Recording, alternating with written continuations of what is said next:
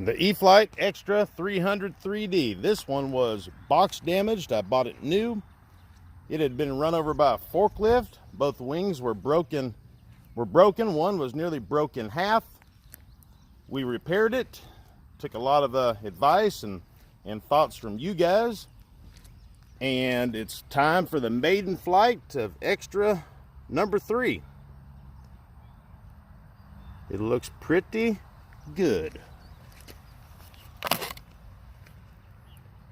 Not a single battery has been in there yet. Take a look at the wings here where we did all the repairs. Are you ready?